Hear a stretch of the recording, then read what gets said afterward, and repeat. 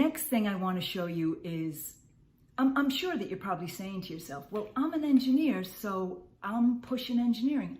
No, I have no interest in making a bunch of kids who would be unsuccessful in engineering choose engineering. What do I get out of it?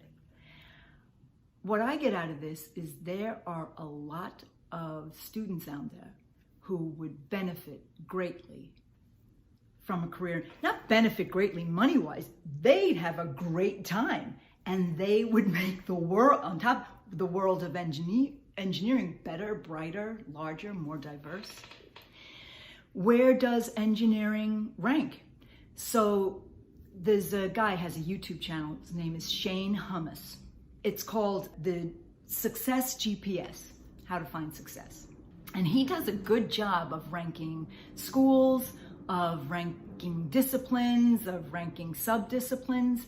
So I contacted him. I asked him if I could use some of his results. I liked what he used to make his decision, what went into his decision making.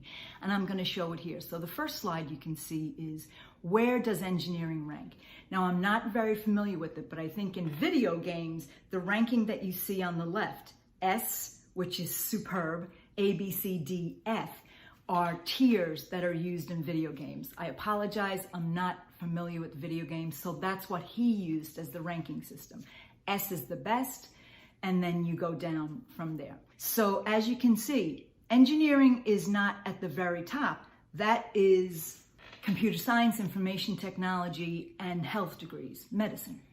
Engineering is on the next tier. So that's pretty good. And I want to show you, it's not because it's the be all and end all. I just think it's an amazing option. What he also did was he took engineering, which was on the A tier, and he broke it down to the top 11. He ranked the top 11 disciplines in engineering. So he took that one box and separated into 11 sub-disciplines. So this shows you how he broke it down. Why 11? I have no idea. I didn't ask him that. And bear in mind, there is an F, there is a bottom, but remember, it's an F within an A category from the previous slide. Okay, so what he used to rank them was salary, annual salary, what you would get as a new hire straight out of college, 21, 22 years old. Then what are the job prospects, the growth in job prospects over the next 10 years, the average is about 4 to 6%. And then the number of jobs available right now in the country. So the first one is computer engineering. Computer engineering, average starting salary, $115,000, 6% growth. And right now there's about 65,000 jobs available in the United States. And you can go online, you can look at these yourself. He actually said that he thinks between computer engineering, computer science in general, that the whole thing is going to explode. Next, in the A group is chemical, electrical, aerospace, and petroleum.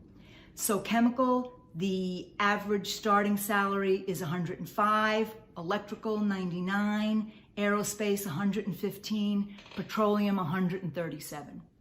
I don't know the people who are going to be watching this. You're on the other end of my cell phone.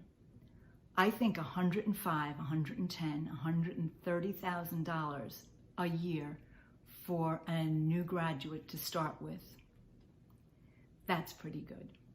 For all of those, the growth rate, the job outlook varies. Chemical is 6%, but there are only 33,000 jobs available for chemical. With electrical, the growth rate, the job outlook is low, 2%, but there are 330 jobs available right now for electrical engineers. Aerospace, again, growth rate is low, 2%, and there are 67,000 jobs. And finally, petroleum, the growth rate is 3%. Again, it's a little low. And right now, similar to chemical engineering, there are 33,000 jobs. So that's the A tier of the engineering, which is in the A tier of all disciplines. So that's where we're going. The B tier. Mechanical engineering, starting salary $87,000, growth rate 4%, that's great. The average is 4 to 6%, and there are 312 jobs out there. Industrial engineering, average starting salary is $87,000, growth rate is 8%, so it's above average, and there are almost 300,000 jobs out there right now for industrial. Civil, average starting salary right now, and this is across the country, $86,000, growth rate 6%. It's on the high end of average, and there are 326,000 jobs out there for all the civil engineers. So that's the B tier. Next is marine engineering, $92,000 is the average starting salary. 9% is the expected growth rate job outlook in the next 10 years. But the reason he said it's in the C tier is there are only a little more than 10,000 jobs out there now for marine engineering. Next, environmental engineering. Remember, environmental engineering is 50% female. The average starting salary, again, about $86,000. The growth rate is 5%, right in the middle there. And there are 55,000 jobs. It's not the lowest, but it's not the highest either. And finally, and it shouldn't be an F, but it should be the bottom part of a high category. How about we talk about that? Biomedical engineering. Starting salary is $88,000. Growth rate or job outlook is 4%. And there are 20,000 jobs out there right now. So when you go to the next slide, and the next slide is like an axis, disciplines. And on one side of the axis, it's like an x-axis, but now it's for disciplines. You have the more difficult disciplines, the disciplines that would be harder to get into. In some schools, you have to pick the engineering before you go in. They admit you based on the engineering. Other schools, you can pick any. They're all the same. The admittance is all the same for all engineers. And on the other end is the less difficult, easier to get in with admissions, and the major itself is not as rigorous. So on the right side, I think we would put the 4 major engineerings. Why? Because they have the most stuff in them. They're the most packed.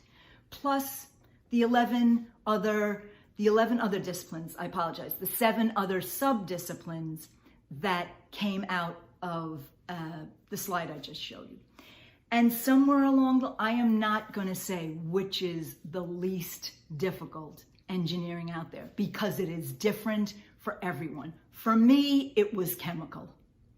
It was the only thing I could do. I could read a chemistry book like the newspaper.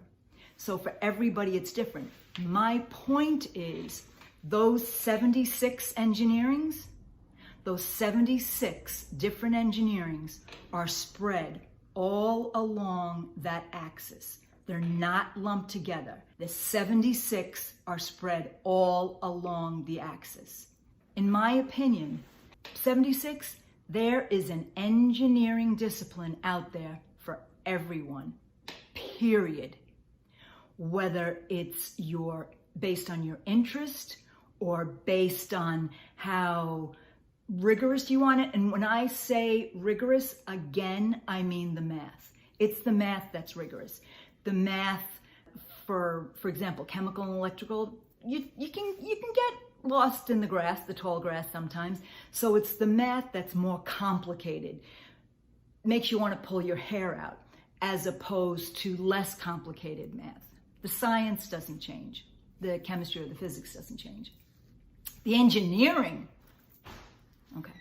So it's the math, in my opinion, that make them more difficult. But once again, that entire axis, there are 76 different disciplines that are spread all along that axis. You can choose a discipline based on your interest. You can choose a discipline based on your level of comfort with science.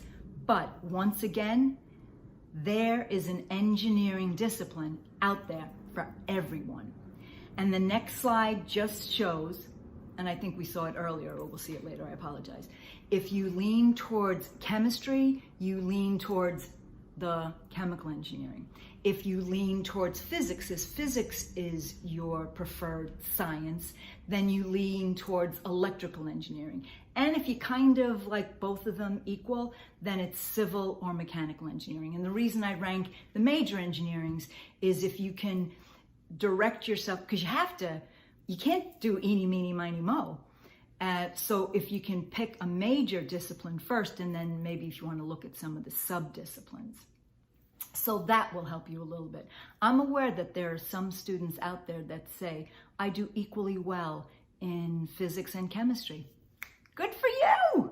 Good for you. Awesome. I suspect that perhaps that student would have thought about engineering, or engineering may have been mentioned to that student already.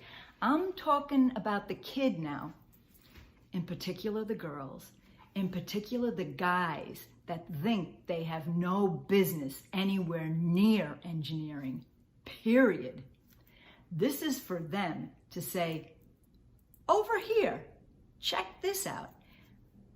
It almost reminds me of when you try a different type of food for the first time. I was like that way with sushi.